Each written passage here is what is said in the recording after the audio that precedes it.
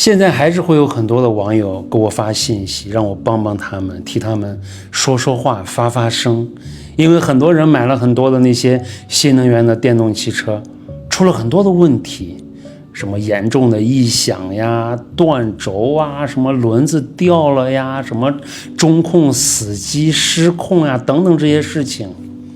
但是兄弟们，你们也看到了，我没有替他们发声，我不是害怕了，而是因为冰箱、彩电、大沙发都好着呢呀，都好着呢，我替你们发什么声呢？还什么底盘，什么各种问题，这些事情2、3年以前我视频已经说了多少遍了，你们当回事情了吗？你们那个时候还要笑话我，你们说我就是为了博眼球，就是为了博流量，说我是一个小丑。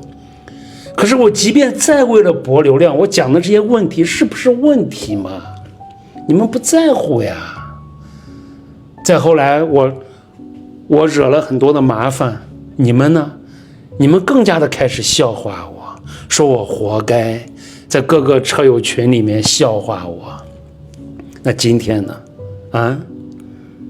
能不能让我也笑话一下你们呢？2、3年以后，当这些车子的问题大量开始出现的时候，你们想到我了，让我替你们发发声。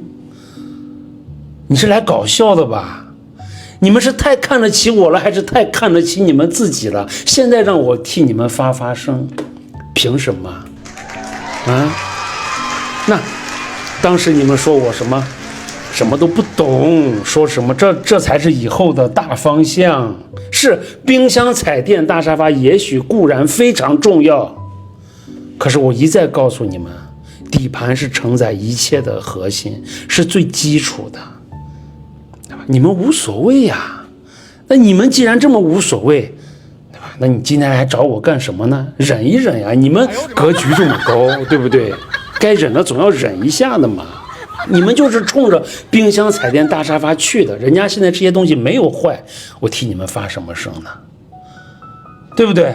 说什么哎呦异响简直啦，车子才买来几天，你看就这样想，那有什么关系的嘛？反正车里面喇叭那么多，把大屏幕打开放个电影，音量调大一点，异响不是就听不到了吗？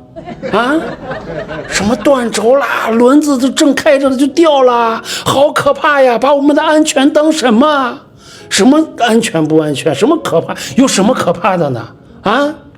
那轮子再掉了，那冰箱总好着呢呀！哎呦我的妈！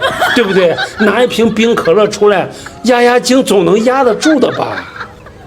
是不是？你们就是奔着这些东西去的呀！你们还说什么呢？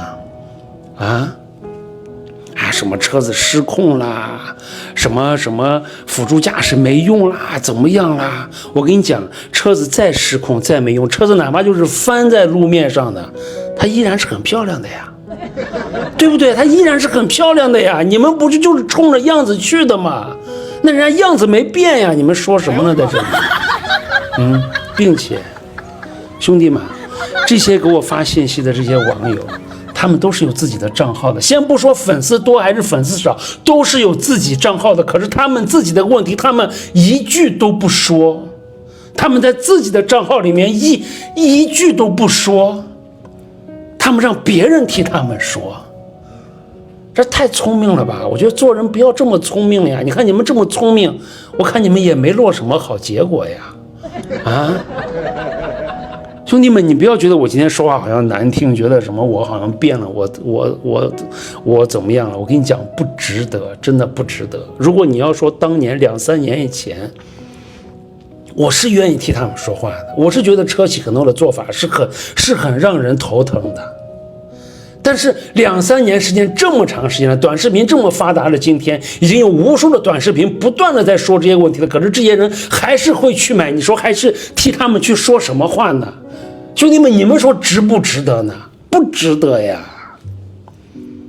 有很多的车子不断的出问题，不断的被曝光，反复的视频上可以刷得到。可是呢，新款一出来，马上还是去买。你说这些人是什么人？你说这些人是什么人？自己有账号，自己也不说，让别人替他们说。他们想要的就是偷偷的、悄悄的躲在后面，给自己能够多获得一点利益，仅此而已。无比自私与怯懦的行为就是这样子的。